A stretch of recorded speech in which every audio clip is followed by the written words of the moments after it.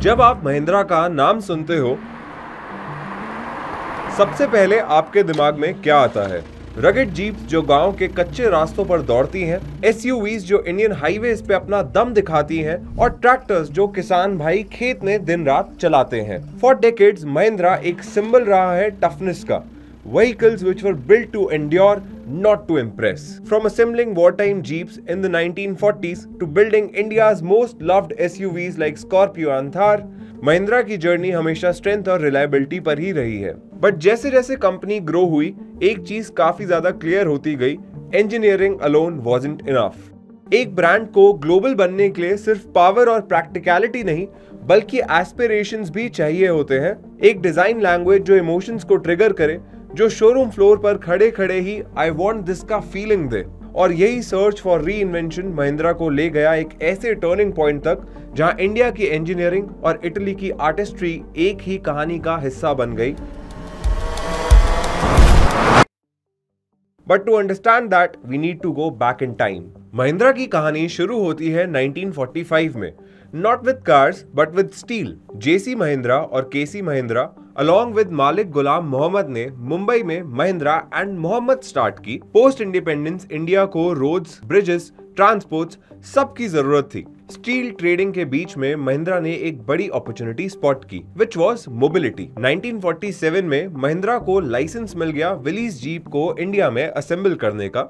ये वही जीप थी जो वर्ल्ड वॉर 2 में बैटलफील्ड पर अपनी कैपेबिलिटी प्रूफ कर चुकी थी। हिमालय के पहाड़ों से लेके राजस्थान के सैंडी ट्रैक्स तक इन टफ मशीन्स के लिए ये सब आसान था। अर्ली इंडिया में जीप सिर्फ गाड़ी नहीं थी, it became a tool of nation building. 1950s तक महिंद्रा जीप एक न्यू इंडियन आइकन बन चुकी थी। Forest departments, police forces, construction cruise, irrigation projects, सब जगह महिंद्रा ही थी। और इसी के पैरेलल 1963 में महिंद्रा ने ट्रैक्टर्स में एंट्री ले ली, जो आगे चल के वर्ल्ड के largest tractor manufacturer by volume का टाइटल तक ले आते हैं। लेकिन महिंद्रा अभी भी द जीप मेकर ही थी। 70s एंड 80s में महिंद्रा ने कमांडर, अर्माडा जैसी यूटिलिटी फर्स्ट मॉडल्स लॉन्च किए जो स्टर्डी, बेसिक और डिपेंडेबल थे। ये vehicles government fleets, mining companies, contractors और हिल स्टेट्स में काफी प्रोमिनेंट प्रूफ हुए। इंडियन मार्केट तब कंफर्ट और स्टाइल के लिए रेडी नहीं था और ड्यूरेबिलिटी रूल्ड ही था।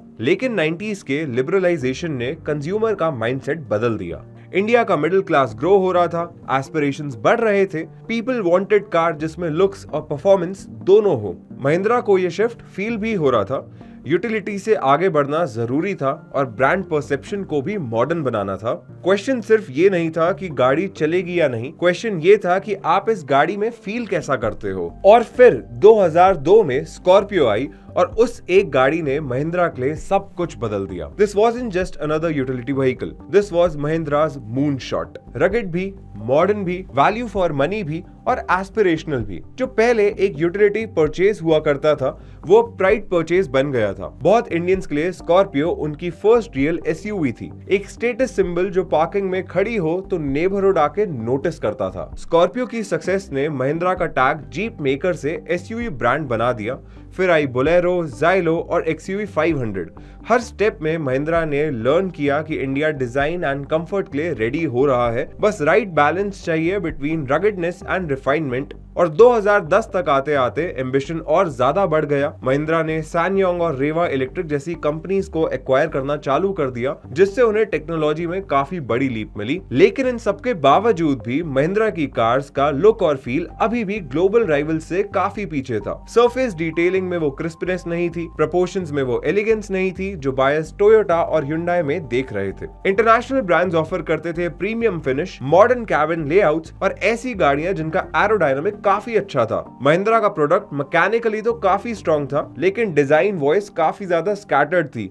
एक वर्ल्ड क्लास स्टाइल जो हर मार्केट में इंस्टेंटली अपील करे, वो मिसिंग थी। और यहाँ से शुरू होती है कहानी एक ऐसे चैप्टर की जो महिंद्रा को पूरे इंजीनियरिंग ब्रांड से डिजाइन लेड ग्लोबल प्लेयर बनाने वाला था। यूरोप में इस वक्त एक लेजेंड अपने टफ फेस से निकलने की कोशिश कर रहा था, जिसका नाम था पिनिनफरिना। 1930 में बटिस्टा, पिनिनफरेना ने ट्यूरिन में स्टूडियो शुरू किया और अगली कुछ डेकेड्स में उन्होंने फरारी, अल्फा रोमियो, मासेराटी और प्यूगो जैसी कंपनीज के लिए मास्टरपीसेस बनाए। फरारी 250 GT से लेके टेस्टारोसा के ड्रामा लाइंस तक, अल्फा स्पाइडर से मासेराटी ग्रैंड टरिज्मो के स्कल्पचर्स तक पिनिनफरेना ने ही बनाए थे। 1950 से 1990 तक उनका गोल्डन एरा था, लेकिन फिर 2000s में ग्लोबल ऑटो लैंडस्केप चेंज होने लगा। कार कंपनीज डिजाइन टीम को इन हाउस रिक्रूट करने लगे, इंडिपेंडेंट कोच बिल्डर्स के कॉन्ट्रैक्ट्स श्रिंक हुए, कैपिटल इंटेंसिव मैन्युफैक्चरिंग वेंचर्स काफी रिस्की होने लगे और पिनिनफरेना का बैलेंस शीट का प्रेशर बढ़ता ही चला गया।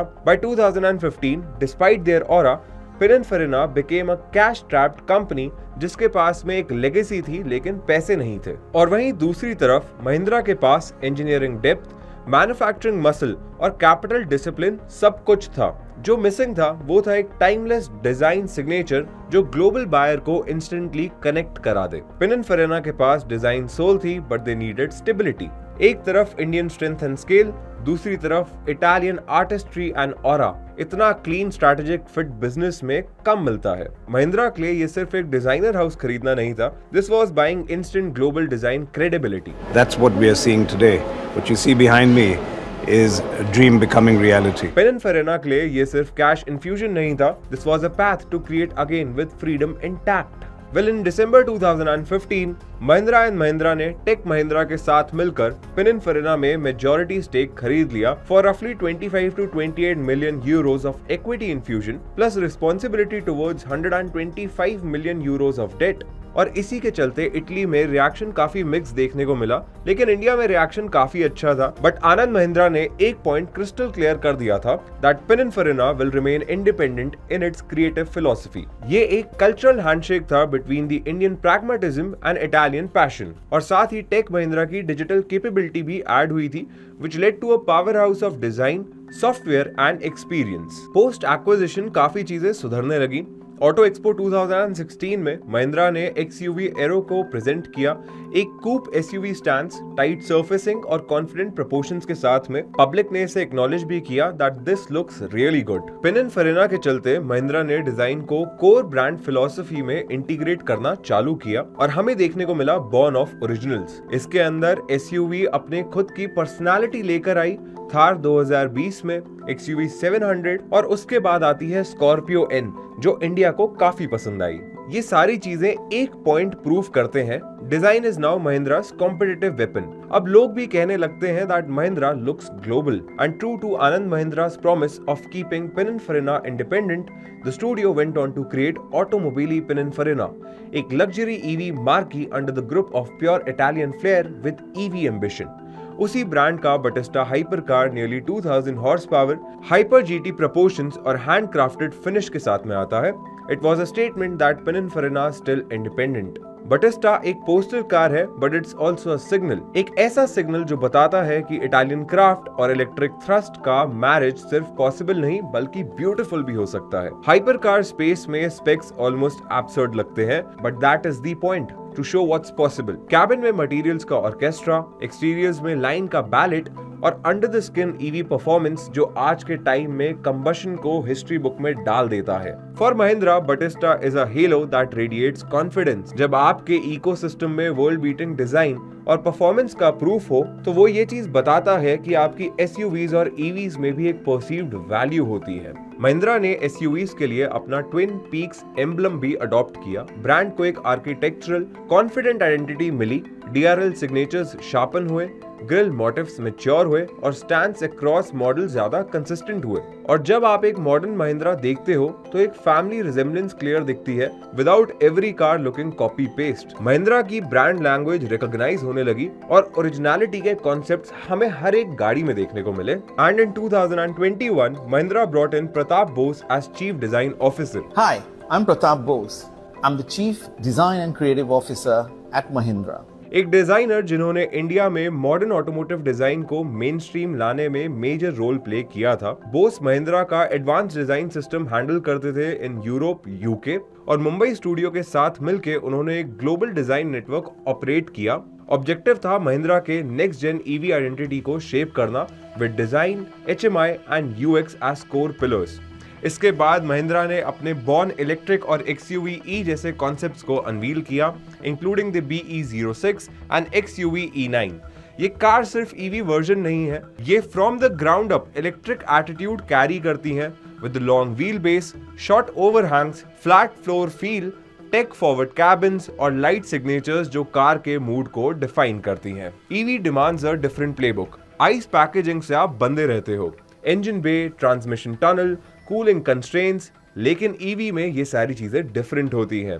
महिंद्रा का EV विजन इसी डायरेक्शन में जाते हुए नजर आता है and it is dedicated EV layouts, broader stands, clean surface to control drag and interior में tech human balance. Screen size और पिक्सल से ज्यादा जरूरी होता है HMI क्लैरिटी जो अब महिंद्रा प्रोवाइड करने लगे हैं। Mahindra is going very big on EVs and इसका एक प्रूफ ये भी है कि उन्होंने इंडिया की सबसे पहली फॉर्मूला E टीम बनाई। रेस वीकेंड्स पे जो कुछ होता है, the energy management, thermal control, strategy, software calibrations, वो सब डायरेक्टली EV कार्स रोड पर ट्रांसलेट करती हैं। मतलब इनके पास में बहुत अच्छा डेटा आने लग गया है। 2014 के बाद महिंद्रा ने मल्टीपल पोडियम्स एंड विन्स देखे और सबसे इंपॉर्टेंट एक ग्लोबल EV नैरेटिव बिल्ड किया। जब आप EV बनाते हो और साथ में रेस भी करते हो, ब्रांड के पास क्रेडिबिलिटी आती है।